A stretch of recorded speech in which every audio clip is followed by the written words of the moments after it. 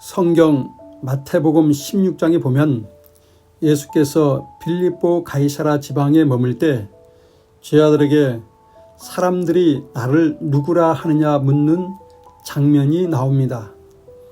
제자들 가운데 몇 명은 사람들이 세례 요한이라고 합니다. 더러는 엘리야라고도 합니다. 어떤 이들은 에레미야나 선지자 중에 하나라고도 합니다. 라고 말을 합니다. 이러한 말을 들은 예수께서 그러면 너희는 나를 누구라 하느냐 묻습니다. 이때 시몬 베드로가 주는 그리스도시요 살아계신 하나님의 아들이십니다라고 말을 합니다. 이처럼 같은 시대 같은 공간에 사는 사람들도 예수를 바라보는 관점이 다양하다는 것을 알 수 있습니다.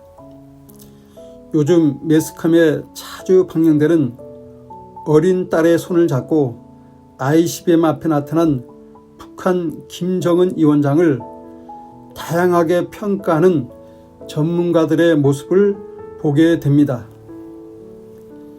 어린 딸을 어린이 공원에서 손잡고 기뻐하는 것이 아니라 수많은 사람들을 죽일 수 있는 핵무기 핵무장 앞에서 활짝 웃는 그의 모습을 보며 과연 어떤 사람이라고 여러분은 생각하십니까?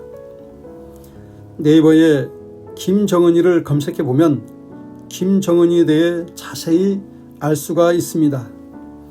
저는 이런 김정은이를 보면서 성경 누가복음 16장에 기록된 예수께서 친히 말씀하신 부자와 거지에 관한 말씀이 생각이 났습니다. 사람은 누구나 예외 없이 죽습니다. 죽으면 그것으로 끝나는 것이 아니고 심판이 있다고 성경은 분명하게 기록하고 있습니다.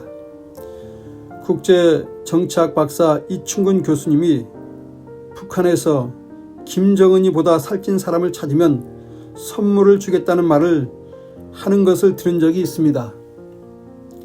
북한에 사는 수많은 어린이, 주민들이 굶어 죽는다고 하는데 혼자 배불리 먹고 사는 김정은 패밀리를 보면서 이 사람이 죽으면 과연 어떻게 될까?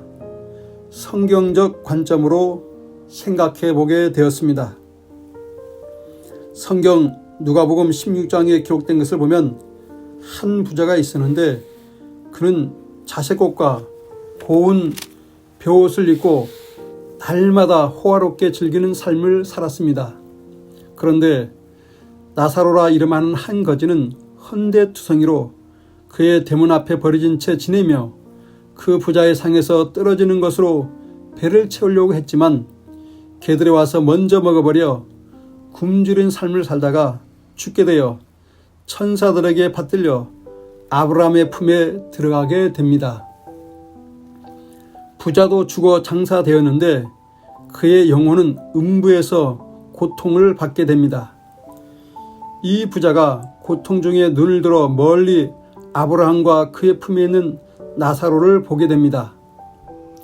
이 부자가 아브라함을 불러 말하기를 아브라함이여 나를 긍휼히 여기사 나사로를 보내어 그 손가락 끝에 물을 찍어 내 혀를 서늘하게 하여 주소서. 내가 이 불꽃 가운데서 괴로워 죽겠습니다 라고 애원하자 아브라함이 말하기를 너는 살았을 때 좋은 것을 받았고 나사로는 고난을 받았으니 이것을 기억하라. 이제 그는 여기서 위로를 받고 너는 괴로움과 고통을 받느니라. 그뿐 아니라 너희와 우리 사이에 큰 구렁텅이가 놓여 있어 여기서 너희에게 건너가고자 하되 갈 수 없고 거기서 우리에게 건너올 수도 없게 하였느니라. 그 부자가 말하되 그러면 구하오니 나사로를 내 아버지 집에 보내주소서. 내 형제 5이 있으니 그들에게 증언하여 그들로 이 고통받는 곳에 오지 않게 하소서 말하자 아브라함이 부자에게 말하기를 그들에게는 모세와 선지자들이 있으니 그들에게 들으면 된다라고 하자 그가 말하기를 그렇지 않습니다, 아버지 아브라함이여. 만일 죽은 자에게서 그들에게 가는 자가 있으면 회개할 것입니다. 이렇게 말하자 아브라함이 모세와 선지자들에게 듣지 아니하면 비록 죽은 자 가운데서 살아난 자가 있을지라도 권함을 받지 아니한다고 말을 합니다. 이와 같은 예수님의 말씀처럼 김정은이가 회개하지 않는다면 북한에서 불쌍하게 죽은 영혼들이 김정은이의 영혼이 불꽃 가운데 고통당하며 괴로워하는 모습을 모두가 보게 될 것이라고 성경적 관점으로 생각해 보게 되었습니다. 말씀을 듣는 여러분들은 모두 회개하여 예수 믿고 성령 받아 영원한 하나님 나라의 기쁨과 평안을 누릴 수 있기를 소망하며 간절히 기도합니다. 감사합니다.